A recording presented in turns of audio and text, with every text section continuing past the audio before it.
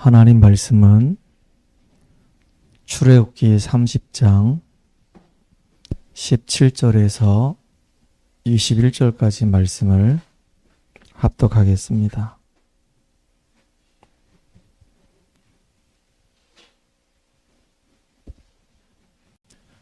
출애굽기 30장 17절에서 21절까지 말씀을 합독합니다. 여호와께서 모세에게 말씀하여 이르시되 너는 물두멍을 노수로 만들고 그 받침도 노수로 만들어 씻게 하되 그것을 회막과 제단 사이에 두고 그 속에 물을 담으라. 아론과 그의 아들들이 그 두멍에서 수족을 씻되 그들이 회막에 들어갈 때 물로 씻어 죽기를 면할 것이요 제단에 가까이 가서 그 직분을 행하여 여호와 앞에 화제를 살을 때에도 그리할지니라. 이와 같이 그들이 그 수족을 씻어 죽기를 면할지니 이는 그와 그의 자손이 대대로 지킬 규례니라. 아멘. 오늘은 수족을 씻으라 라고 하는 제목으로 같이 말씀을 나누도록 하겠습니다. 옆 사람하고 같이 인사합시다. 당신은 보배롭고 존귀한 자입니다. 한 번 더 인사합시다.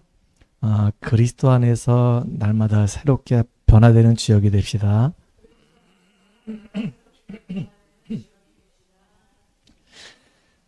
오늘 본문을 보게 되면 하나님께서 이스라엘 백성들에게 물두멍을 만들라고 말씀하십니다. 물두멍은 물그릇이에요. 물그릇을 만들고 특별히 이제 제사장들이 집례를 할 때 그 물두멍에 가서 수족을 씻으래요.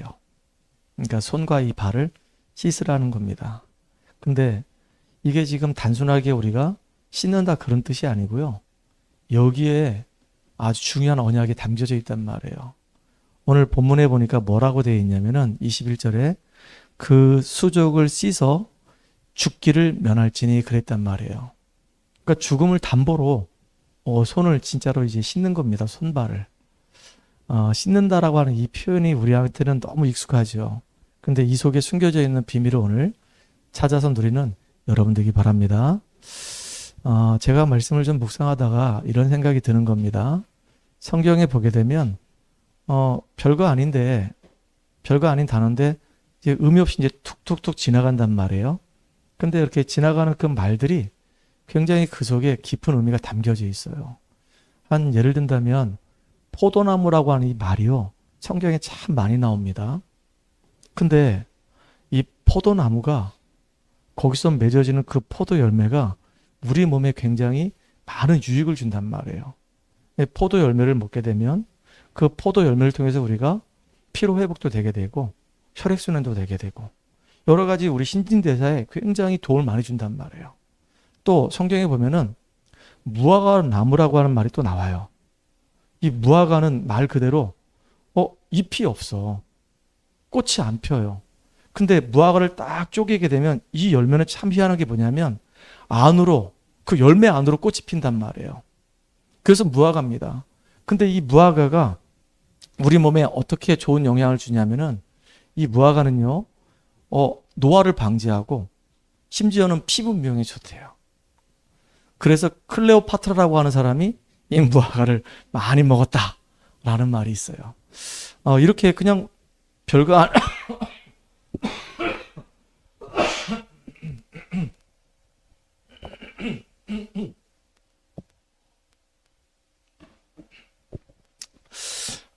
이렇게 별거 아닌 말인데 그 말들 속에는 참 중요한 의미가 담겨 있는 것처럼 오늘 물두멍에 가서 수족을 씻으라 라고 얘기한단 말이에요. 이거 별거 아닌 말이지만 이 속에요 굉장히 중요한 의미들이 담겨 있습니다. 그걸 오늘 찾아서 누리는 저와 여러분 되기를 주의 이름으로 축복합니다. 이스라엘 민족들이 6월절 어린 양의 피 바르고 애굽에서 출애굽해서 이제 광야 여정을 간단 말이에요. 그러면 광야 여정은 이게 쉬운 여정이 아닙니다. 왜 그러냐? 우리가 이 땅을 살아가는 것이 쉽지가 않아요. 창세기 3장 이후로 이 땅의 모든 사람들은 다 죄 아래에 있거든요. 영적 문제 심각한 사람들이 이 땅을 지금 구성해서 지금 살고 있단 말이에요. 그리고 눈에는 보이지 않지만 이 세상 뒤에 임금 노릇하는 게 누구냐면 이 사단입니다. 그러면 이 땅에선 당연히 문제가 올 수밖에 없는 거예요. 그렇잖아요. 문제가 안 온다는 것이 그게 이상한 거란 말이에요. 창세기 3장 이전에는 문제가 없었어요. 하나님과 함께 할 때는 아무런 문제가 없었단 말이에요.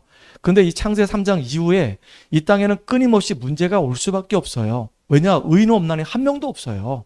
모든 사람이 죄를 범하였음에 하나님의 영광에 이르지 못하고 있거든요. 전부 다 죄 아래 놓여 있으니까 문제를 가진 사람들이 살고 있으니까 문제 올 수밖에 없는 거란 말이에요.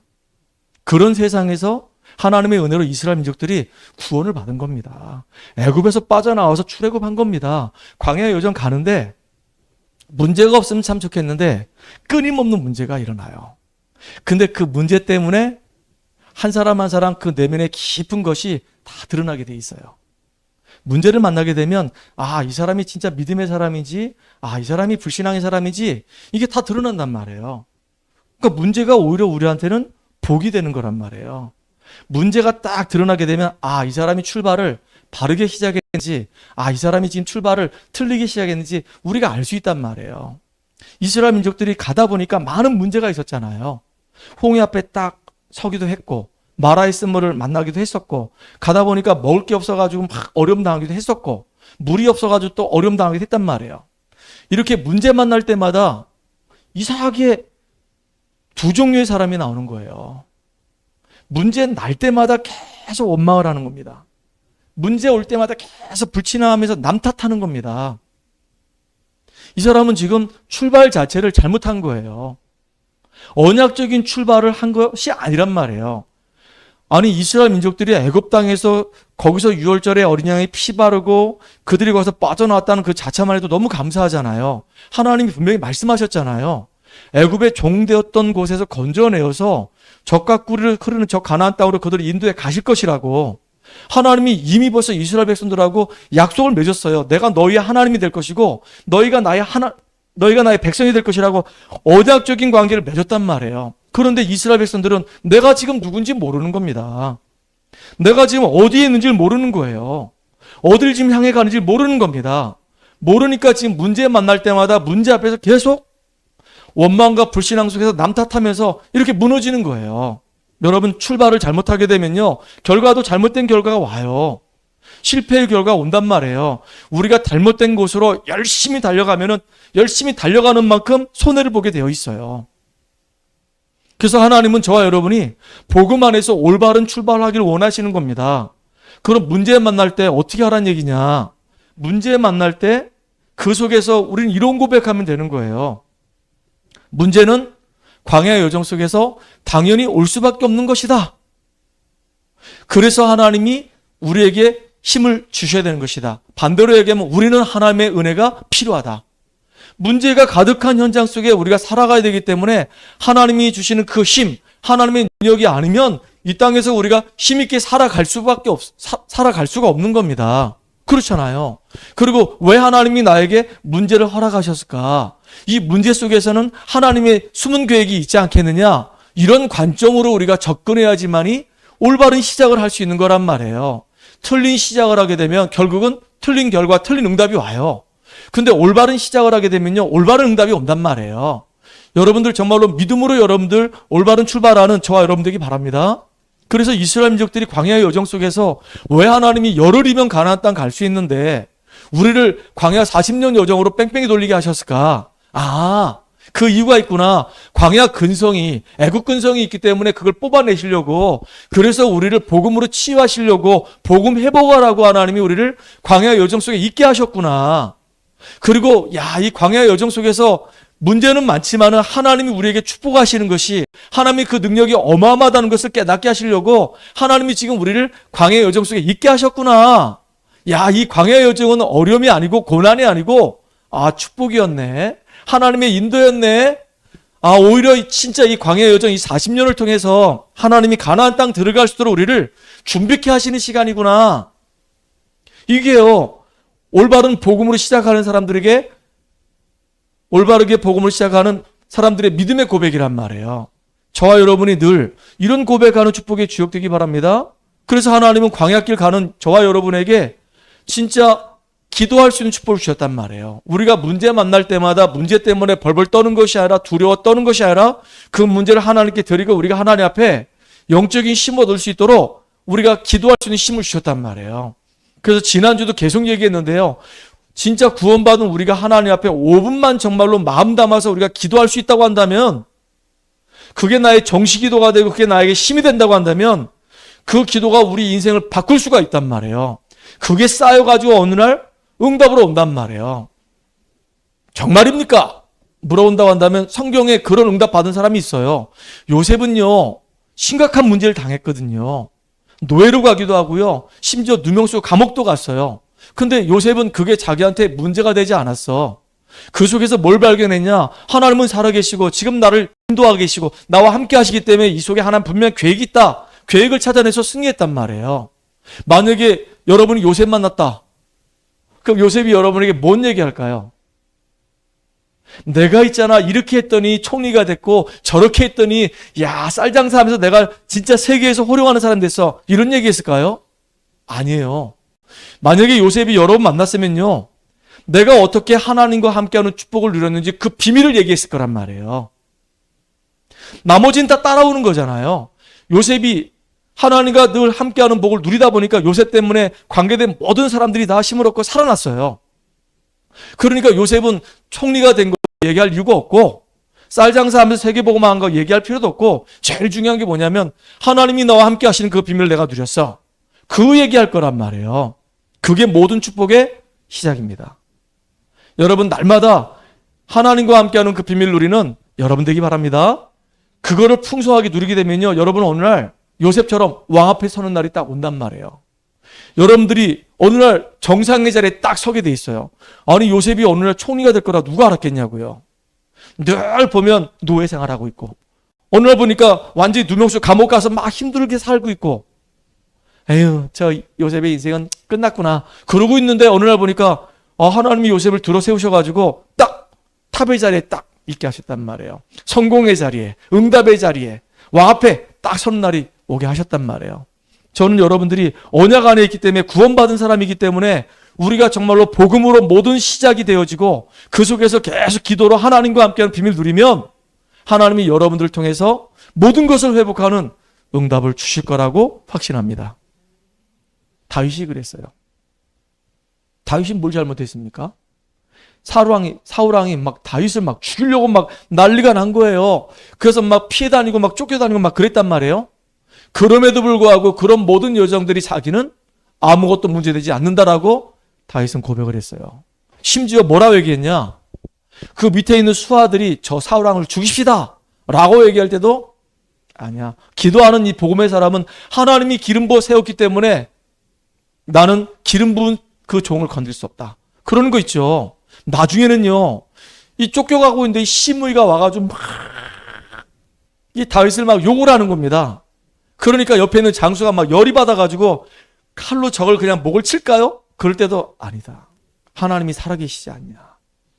시므이가 지금 하는 저 말은 시므이가 하는 것이 아니라 하나님께서 시므이를 통해서 내게 하시는 말씀이다. 그러니까 시므이 건들지 말아라. 하나님의 음성으로 내가 듣는다. 이야, 이게 복음의 사람이에요. 멋있어요, 안 멋있어요? 멋있죠. 여러분, 정말로 우리가 복음의 사람은 이렇게 멋있는 겁니다. 이렇게 정말로 축복된 저와 여러분 되기를 주의 이름으로 축복합니다. 그래서 하나님 앞에 내가 하루에 5분씩만이라도 집중할 수 있는 시간이 있다고 한다면 그 시간이 나의 인생을 변화시킵니다. 여러분을 정말로 축복된 사람으로 하나님이 만들어 가십니다. 그래서 여러분 가정을, 여러분의 후대를, 여러분의 현장을 하나님이 여러분을 통해서 살리실 거라고 하는 분명한 믿음을 가지고 고백하는 여러분 되기 바랍니다. 저는 오늘 이 물두멍을 이렇게 보면서요, 하나님께서 수족을 씻으라고 했잖아요. 여기서 저는 세 가지 단어를 이렇게 붙잡게 됐어요. 첫 번째는 뭐냐? 내가 구원받았지만, 구원받은 하나님의 자녀지만 내가 하나님 앞에서 치유받을 게 너무 많구나.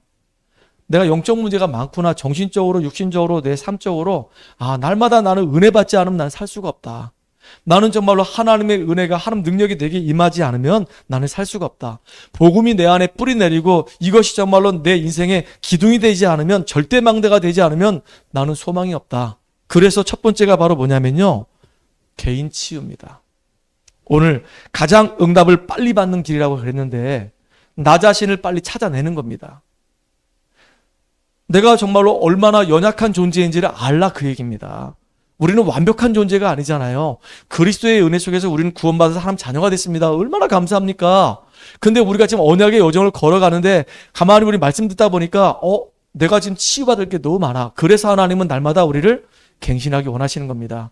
고린도전서 3장 16절에 보니까 너희가 하나님의 성전인 것과 하나님의 성령이 너희 안에 거하신 걸 알지 못하느냐 그랬거든요. 우리는 그리스도 안에서 하나님 성전이 된 겁니다. 그래서 하나님의 성전답게 장소한 분량에 이르러서 진짜 하나님 보실 때 온전한 자가 돼서 영향력 줄 수 있는 축복의 사람으로 우리가 자꾸 변화가 돼야 되는 겁니다. 그걸 보고 우리는 성화라고 얘기합니다. 여러분, 성막 안에 들어가면요, 성막은 문이 딱 하나밖에 없어요. 동쪽으로 문을 열거든요. 구원의 길이 하나밖에 없다, 그 얘기예요. 그럼 성막의 문을 딱 열고 들어가면 제일 먼저 있는 게 바로 뭐냐면 번제단입니다. 그러면 성막에 들어갈 때 짐승을 가지고 들어가요. 양을 가지고 들어가든지 염소를 가지고 들어가든지 소를 가지고 들어가든지 아니면 비둘기를 가지고 들어가든지 들어간단 말이에요. 들어가서 제사장들에게 내 죄를 고하고 제사장들이 그 짐승들을 잡아서 그 피를 번제단에 뿌릴 때 죄산 받는 겁니다. 그 번제단은 뭘 얘기하는 거냐면 구원을 얘기하는 거예요. 예수를 믿음으로 그 피로 말미암아 우리가 구원받는 겁니다. 그러면 이 물두멍은 뭘까요? 구원받은 우리가 날마다 하나님 앞에 나를 정결케 하는 것이 너무 필요한 겁니다. 그래서 우리는 성화라고 얘기해요. 우리말로 얘기하면 그 회개라고 얘기합니다.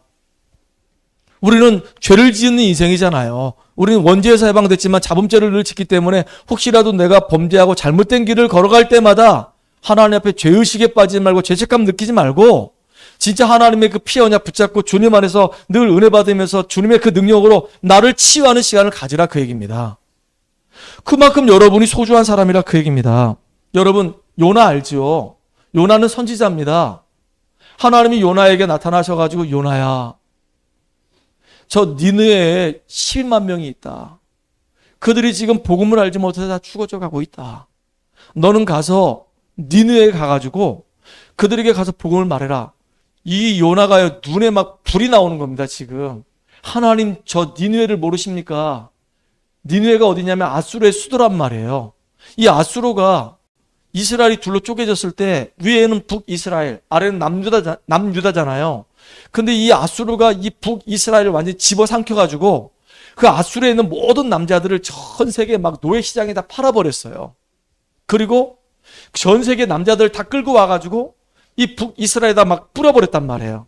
그러니까 이 북이스라엘 땅에는 유대 혈통의 남자들이 별로 없어. 다 이방인들이 와 있어요. 그 여자들은 다 유대 여자들이야. 시간이 지나다 보니까 유대 여자들이 남자가 없으니까 이방 남자들과 결혼해가지고 혼혈족이 돼버린 거예요. 그러니까 유대인들이 저 사마리아 생각할 때 저건 인간도 아니라 혼혈족들이니까. 그러니까 이 요나 입장에서는 막 속에서 불이 나는 거예요. 외수 같은 나라가 저 아수르거든요. 그 아수르의 수도가 니느웨거든요. 어떻게 저 니느웨로 갈 수가 있냐. 우리 민족을 이렇게 완전히 그냥 박살낸 나라인데 못 갑니다. 그래가지고 니느웨로 가라고 그랬는데 하나님 명령에 불순종하고요. 다시로 도망가는 거예요. 막 도망가다 보니까 배가 있어. 이야, 불신앙에도 응답이 딱 있는 거예요. 배를 타고 막 가는데 가다가 엄청난 풍랑을 만났네. 그러니까 그 배 안에 탄 사람들이 다 난리가 난 겁니다. 자기 신들한테 막 기도하고 막 별짓을 다 하는 겁니다. 풍랑이 멈추질 않아. 나중에 알게 된 거예요. 요나 때문에 그랬다는 거를. 요나를 이제 완전히 바다에 집어넣으니까 풍랑이 잔잔해지는 겁니다. 어디서 나타나는지 갑자기 큰 물고기가 나타나가지고 요나를 확 집어삼키는 거예요. 3일 동안 물고기 뱃속에 있었잖아요. 그 물고기가 토해냈는데 눈을 떠고 보니까 이게 어디냐면 니느웨야. 보세요. 이 요나가 어떤 마음을 갖고 있습니까? 선지자인데 하나님 말씀에 불순종하는 거예요. 하나님 뜻에 반하는 짓을 하는 겁니다. 자기 생각에 가득한 거예요. 이 요나는 하나님의 소원이 뭔지를 몰라요. 나중에 박넝쿨 때문에 요나가 박넝쿨, 너무 뜨거우니까 박넝쿨 때문에 시원하게 있었는데 하나님이 하룻밤 사이에 박넝쿨을 벌레를 통해서 다 그냥 갉아먹게 만들었거든요. 막 햇빛이 막 쨍쨍 찌니까 막 요나가 화를 내는 거예요. 하루 만에 폈다 지는 그 박넝쿨 하나 때문에도 네가 지금 이렇게 난리치는데 저 니누에 있는 10만 명을 내가 정말로 마음에 품지 않겠느냐. 이 요나는요, 하나님의 손, 하나님 계획에 관심 없어. 자기 감정, 자기 생각이 우선이야. 자기 뜻을 이루려고 하는 거기에 자기 인생을 투자하는 거예요. 근데 하나님이 그 요나를 탁 터닝 포인트 해가지고 하나님 계획을 이렇게 만들잖아요. 우리가 요나 같은 인생입니다. 내 생각대로, 내 마음대로, 내가 원하는 대로. 하나님이 손 관심 없다니까요. 여러분, 진짜 우리가 터닝 포인트 되어져서 하나님이 원하시는 방향과 하나님이 원하시는 그 계획 속에 나의 인생이 들여져서 가장 귀하고 가치 있게 쓰임받는 저와 여러분들이 바랍니다. 요나처럼 하나님의 반하는 인생이 아니고, 신부는 선지자였단 말이에요. 신부는 구원받은 사람이야. 하나님의 자녀야. 그런데 하나님의 계획하고는 관계가 안 맞아. 그래서 우리는 빨리 하나님의 계획 속에 돌아와서 하나님하고 방향 맞춰가지고 다 인도받는 축복의 주역 되기 바랍니다. 특별히 여기 누가복음 11장 11절 24절에 보면 어느 날 둘째 아들이 아버지한테 얘기합니다. 아버지, 언젠가 아버지께서 우리한테 재산을 이제 물려줄 거 아니겠습니까? 미리 주세요. 저도 하고 싶은 게 있습니다.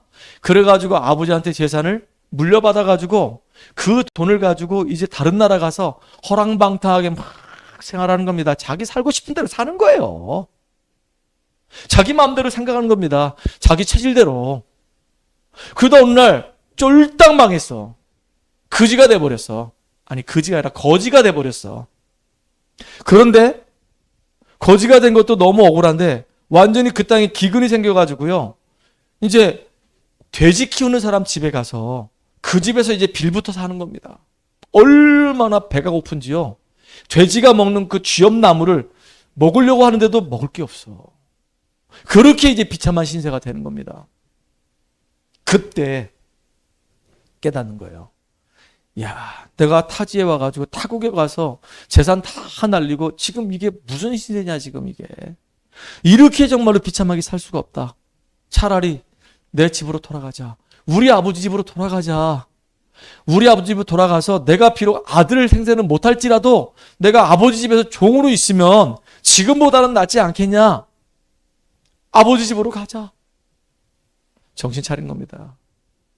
탕자가 이제 돌아오게 된 거예요. 하나님은 지금도 돌아오기를 원해요. 아버지는 늘 성로에서 아들 돌아오기만 눈 빠지게 기다리고 있어요. 근데 멀리서 보니까 저기에 남들은 잘 보이지도 않는데 아버지 눈에는 보여. 내 아들이구나. 아들이 오는데 완전히 거지도 산거지 그런 거지가 없어. 돌아오는 거예요. 완전히 맨발로 막 뛰어나가서 막 그 아들을 부둥켜 안고 끌어안고 내 아들 잘 돌아왔다고. 그러면서 자기 인장반지 빼가지고 딱 끼워주고. 야, 아버지는 그렇게 기다렸던 겁니다. 하나님은 저와 여러분이 이렇게 하나님께 돌아오기를 원하시는 겁니다. 하나님 앞에 우리가 서기를 원하는 거예요. 하나님, 나는 너무나도 부족한 죄인 중에 괴수입니다. 오늘 우리 용덕이가 기도했는데 우린 진짜 죄인 중에 괴수 중에 괴수 중에 괴수 중에 괴수예요. 그래서 우리는 하나님의 은혜가 없으면 정말로 살 수 없어요. 하나님의 은혜로 내가 살아가는 인생 되게 해주세요. 내 마음대로 내 인생 사는 것이 아니라 하나님의 은혜 속에 붙들림 받아서 내가 치유되어지고 하나님의 나라 일을 위해서 쓰임받는 사람으로 내가 갱신되어지고 변화되어져서 하나님의 일을 이루는 축복의 주역 되게 해주세요. 물두멍에 수족을 씻으란 이유, 첫 번째 개인 치유입니다. 두 번째, 말씀 성취를 정확하게 누리는 길이라는데요. 이 제사장들이 물두멍에서 손발을 수족을 씻고 난 다음에 뭐 하죠? 성소에 들어가서 이제 예배를 드린단 말이에요. 여러분, 예배 드리기 전에 여러분 불신앙 가득한 가운데 예배를 드리게 되면요, 염려 가득한 가운데 예배 드리면요, 이게 은혜가 나지 않아요. 그렇잖아요. 물론 예배 드리는 거 너무 중요한데 오죽하면 예수님이 그런 말씀하실 거예요. 형제들하고 화목하고 난 뒤에 예배를 드리라고 그랬어요. 여러분, 우리가 예배가 너무 중요한 이유는 예배 시간에 선포되는 이 말씀이 내 영혼 속에 각인뿔이 체질되어야 되기 때문에 진짜 예배 드리기 전에 내가 하나님 앞에 나의 정말로 이 잘못된 부분이 있다고 한다면 다 내려놓고 하나님 앞에 기도하면서 정말로 깨끗한 마음으로 청결한 마음으로 하나님 앞에 나를 온전히 드리는 예배가 되어지는 여러분 되기 바랍니다. 그래서 예수님이요, 갑자기 어느 날, 그것도 예수님의 공생의 사역 마지막 그 유월절 절기 지키면서 제자들 앞에 가서 전부 다 세트에 갖다 놓고 무릎을 꿇고 다 제자들의 발을 씻기는 겁니다. 이렇게 제자들의 발을 씻기는데, 그 제자들이 발 씻기는 그거는 누가 하는 거냐면 세종로라고 있어요. 세종로. 발을 씻어주는 종이 있는데 종 중에 가장 아랫종. 예수님이 제자들 발을 다 씻기는 겁니다. 그러니까 베드로가 저는 못합니다. 어찌해서 스승님이신 예수님이 제 발을 씻을 수 있겠습니까? 못합니다. 하지 마세요. 그러니까 그때 예수님이 네가 만약에 발을 씻지 않으면 너하고 나하고 상관이 없다 라고 얘기해요. 그러니까 이 베드로가 그렇다고 한다면 주님 내 손도 씻어주시고 내 머리도 씻어주세요. 그래서 목욕한 자는, 다시 말하면 구원받은 자는 다시 목욕할 필요가 없다. 또다시 구원받을 필요 없고 이제 손발만 씻으면 된다. 여러분 요한일서 1장 9절에 보니까 이거는 원죄를 얘기하는 것이 아니라 자범죄를 얘기하는 것이거든요. 하나님은 미쁘시기 때문에, 하나님은 의로우시기 때문에 우리가 하나님 앞에 우리의 죄를 자백하기만 하면 미쁘신 하나님께서 우리의 죄를 용서하시고 우리에게 응답 주신다 약속하셨어요. 어디에 기록되어 있을까요? 말씀에 기록되어 있어요. 그러니까 우리가 말씀을 의지해서 하나님 내가 예배 시간에 하나님 앞에 나아가야 되는데 내가 정말로 하나님 앞에 나아가기 껄끄러운 부분이 있다고 한다면 내가 이 모든 죄를 주님 앞에 자백합니다. 주님께서 내 죄를 사해 주시고 내가 용서받고 주님 앞에 정말로 담대히 나아가서 주님의 말씀을 통해서 은혜받고 영적인 힘을 얻는 축복의 주역 되게 해주세요. 그 여러분들 진짜 여러분이 가진 문제 찾아내는 게 쉽지 않습니다. 근데요, 한번 정말로 복음의 빛을 여러분에게 비춰보시기 바랍니다. 그러면요, 보이신단 말이에요. 그러면 그거를 주님께 맡기고 이제 기도하다가 영적인 힘 얻고 치유받는 여러분 되기 바랍니다. 그 예배가 너무 중요한 거예요. 예배에 승리하게 하려고 물두멍에 가서 손발을 씻으라 그 얘기예요. 여러분 진짜 예배 전에, 여러분 진짜 예배를 드리기 전에 여러분 자신들을 점검해 보는 여러분 되기 바랍니다. 얼마나 여러분들이 소중합니까? 예를 든다면 어떤 사람들은 예배 땡 하면 막 헐레벌떡 막 들어와요. 그럼 벌써 그 사람은 예배 자세와 준비가 안 된 거잖아요. 막 숨을 막 거칠게 몰아쉬다가 앉아가지고 막 예배를 이렇게 드리면은 말씀에 집중을 못 한단 말이에요. 아침에 있었던 얘기에 오면서 막 가족들하고 막 실랭했던 거 오만 생각이 다 든단 말이에요. 그러다 막 정신없이 예배 드리고 막 정신없이도 간다? 그 은혜는 언데간데 없어요. 뭐 예배 안 드리는 것보다 100번 낫죠. 근데 어떤 사람들은요, 예배 전에 다 하루 전날부터 미리 예배가 중요하기 때문에 내가 피곤하면 안 되니까 내 생활을 패턴을 예배에 맞춰가지고 일찍 딱 잠을 자는 겁니다. 그리고 예배 딱 되면 예배가 중요하기 때문에 내가 주님 앞에 딱 일찍 15분 전에 20분 전에 나와서 기도로 준비하는 거예요. 찬양을 하는 겁니다. 하나님께 나를 딱 드리는 겁니다. 내 연약한 부분이 있다면 하나님 나를 치유해달라고 기도하는 거예요. 예배 시간에 우리 목사님을 놓고 기도하는 겁니다. 우리 장로를, 우리 교회 성도를 놓고 기도하는 겁니다. 우리 랩런트 놓고 기도하는 겁니다. 이 예배의 회중을 놓고 기도하는 겁니다. 이게 얼마나 중요합니까? 우리 교회 안에 예배 구성원을 놓고 기도하는 겁니다. 예를 든다면 우리 전은희 집사가 동해에서 여기까지 이렇게 일찍 온단 말이에요. 근데 이건 그렇다는 얘기가 아니라 전은희 집사가 왜 저래? 이랬을 때 그래 말이야. 그러게. 그럼 벌써 불신앙 동조하는 거잖아요. 그러면요, 교회 분위기가 이상해지는 겁니다. 그게 아니라 그래, 그래서 우리가 기도하라고 만나게 하신 거 아니냐. 그런 얘기 듣게 하실 때는 우리 전은희 집사를 놓고 기도해 주라는 사인 아니냐. 기도해 주는 겁니다. 이렇게. 우리 완벽합니까? 아니잖아요. 서로가 부족하기 때문에 서로를 위해서 기도해 주는 겁니다. 그래서 윈윈 되게 만드는 거예요. 저는 뭐 완벽합니까? 진짜 모자란 인생인데 그분들이 저를 보고 우리 맹달지 목사님 그래 연약하니까 이렇게 만나게 하셨구나. 우리 목사님이 정말로 귀하게 주의 종으로 쓰임 받도록 내가 기도해야 하는 사람 돼야 되겠다. 여러분 기도해 줘야지. 그 기도의 힘으로 내가 또 멋있는 사역을 할 거 아니겠습니까? 그렇잖아요. 저도 문제 생기면 갈등할 때 오거든요. 고민할 때 오거든요. 근데 여러분들이 기도해 주고 내가 하나 앞에 기도하면 영적인 힘을 얻어버리면 그걸 뛰어넘잖아요. 서로가 기도 속에서 연결되어져서 기도하는 여러분 되기 바랍니다. 새벽마다 계속 우리 성도를 놓고 간절히 기도하거든요. 매일매일 기도하거든요. 여러분 내 안에 있습니다. 내 안에 있다잉.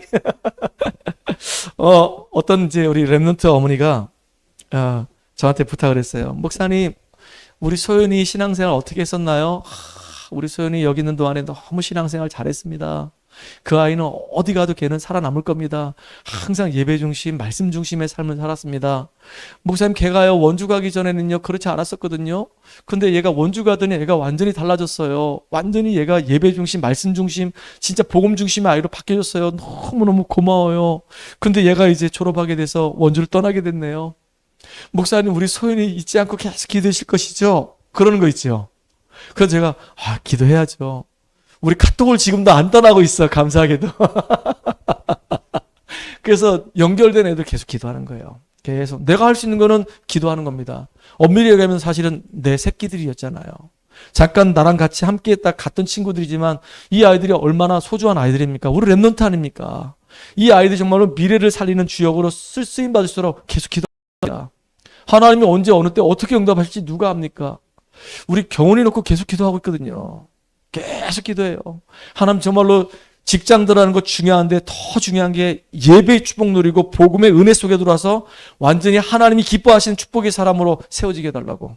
어느 현장 가든 간에 그리스도의 빛을 발하는 주역되게 해달라고 계속 기도하는 겁니다. 계속 기도하는 겁니다. 하나님이 어느 날 응답의 문을 열어주실 거라 저는 믿습니다. 자, 왜? 세 번째입니다. 이 물두멍에다가 이 수족을 씻으라고 했을까요? 첫 번째는 네 개인이 치유받아야 되니까. 두 번째는 예배에 승리해야 되니까. 물두멍에다가 진짜 네 수족을 씻으라, 그 얘기거든요. 세 번째는 뭐냐? 더 큰 축복, 큰 기적을 이루는 길이 있습니다. 그게 뭐냐? 우리가 은혜 받고 영적인 힘 얻어버리면요, 우리는 다른 사람을, 다른 현장을 살리는 주역으로 사명 감당한단 말이에요. 생명 살리는 사명 감당해야 되기 때문에 다른 사람에게 다른 사람들이 죄악 가운데 있고 다른 사람이 흙탕물 속에 있다고 한다면 그들을 건져내야 될 거 아니겠습니까? 그래서 우리가 그들이 정말로 죄악 가운데 있는 그들이 거기서 죄사함 받고 흙탕물에서 빠져나올 수 있는 비밀인 그리스도를 증거할수록 사명 감당하라고 하나님이 우리를 그렇게 인도해 가시는 것입니다. 그 예수님이 그랬거든요. 세종류 일을 하시고 난 다음에 너희도 이렇게 해라. 내가 너희들에게 한 것처럼 너희도 이렇게 해라. 그리고 서로 종노릇해라. 그러면서 우리의 중심이 지금 어디에 있냐 이겁니다. 내가 정말로 하나님 은혜를 사모하고 이제 내 현장에 있는 사람들을 살리는 그 주역으로 내가 준비되어져서 쓰임받는 그 사명을 감당하는 그 축복의 그 사람으로 오늘도 나는 쓰임받기 원합니다. 생명을 사랑하고 누구든지 만나면 그 사람은 다 살릴 것이다. 여러분, 진짜 여러분 만나는 사람들을 살려내는 여러분 되기를 주의 이름으로 축복합니다. 우리 교회는 누구든지 살려내는 그런 교회가 되기를 원합니다. 그래서 저는 그런 마음이 생겼어요. 우리 성도님들이 우리 교회에 오시면 첫 번째가 편안하게 예배 드릴 수 있도록 계속 나는 뒤에서 기도하는 겁니다.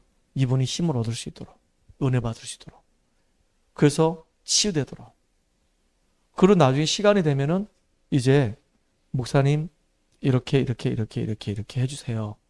이제 얘기를 한단 말이에요. 그 전까지는 계속 기도합니다. 계속. 그래서 어느 날 우리 집사람이 나한테 물어봤어요. 여보, 성도님들 그냥 가만 내비두면 돼? 그냥 가만히 내비둬. 은혜 받을 때까지, 힘을 얻을 때까지 가만히 내비둬. 그래서 지금도 가만히 내비둡니다. 그러니까 아주 자유로워요. 뭘 타치를 안 해요. 타치를 안 해. 그러니까 알아서 살아남아야 돼. 어떤 면에서는 다락방을 해주세요. 그런 경우에는 생을 걸고 들어가 다락방 합니다. 그리고 진짜 다락방 할 때도 이유가 있는 다락방을 해야 되는 겁니다. 치유 다락방, 전도 다락방, 정말로 양육 다락방 해서 완전히 다 사람을 살려버려야 되는 겁니다. 현장을 살리는 축복의 주역으로 인도받기 바랍니다. 다만 안타까운 게 우리 교회가 너무 이게 협소하고 작다 보니까 할 수 있는 게 없어. 열악해. 그러니까 그런 것 때문에 이제 힘들어서 떠난 분도 있었고, 또는 다락방 한다는 이유 때문에 그 전까지는 잘 오시다가 이제는 다락방 할래요 안 할래요 이러다가 다락방 한다고 그러니까 또 떠나가시고 그래서 어쩔 수 없다. 이런 마음이 들어요. 교회가 작은데 뭐 어떡하겠습니까?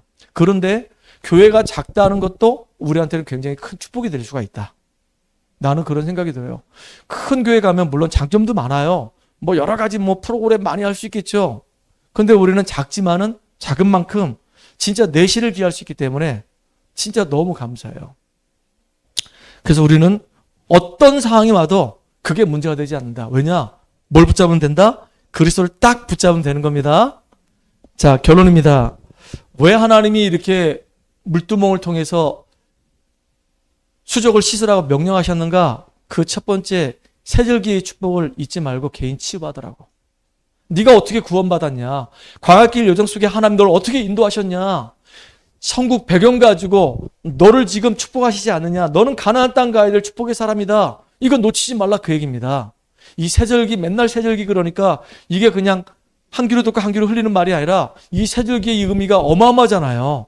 이 속에 진짜 구원의 비밀이 있고 이 속에 광야길 속에서 승리하는 인도의 비밀이 있고 이 속에 천국 배경 가지고 하나님 우리를 축복하시는 놀라운 내용이 있단 말이에요. 세절기의 이 축복 가지고 내 개인 치유하라. 두 번째는 뭐냐면요. 하나님이 광야길 가운데 승리할수록 언약길 주셨단 말이에요. 언약길 주신 이유는 예배에 승리하라고 말씀 따라가라고. 여러분 이 언약길 속에는요. 그 십계명이 들어있잖아요. 언약궤 속에는요 만나다 보면 항아리가 있잖아요. 언약궤는 아론의 쌍난 지팡이가 있잖아요. 이게 광야의 여정 속에서 완전히 승리하는 비밀이란 말이에요. 예배 승리, 인생 승리가 되는 겁니다. 세 번째는 뭐냐면요. 성막 중심의 삶을 살아가라 그 얘기입니다. 왜냐? 하나님이 우리에게 말씀 주시고 우리에게 증거 주셔서 빛의 파수꾼으로서 내 현장에 빛을 비추고 다른 사람들을 살려내라고. 이게 우리의 사명입니다. 오늘도 이 엄청난 이 축복과 이 사명을 누리는 저와 여러분 되기를 주의 이름으로 축복합니다. 하나님 감사합니다. 광야의 여정을 통해서 하나님께서 우리로 하여금 물두멍에서 수족을 씻으라고 하셨는데 복음으로 모든 시작이 되게 하여 주시옵소서. 나 개인이 정말로 물두멍 안에서 말씀으로 치유되게 하시고 이 예배에 완전히 승리하는 시간 되게 하시고 이제는 증거 있는 증인으로 현장에서 빛을 비추며 영적으로 죽어가는 그 영혼들을 살려내고 그들을 복음으로 씻어줄 수 있는 전도자의 여정을 살게 하여 주시옵소서. 예수님의 이름으로 감사하며 기도합나이다. 아멘. 우리 찬양 215장입니다.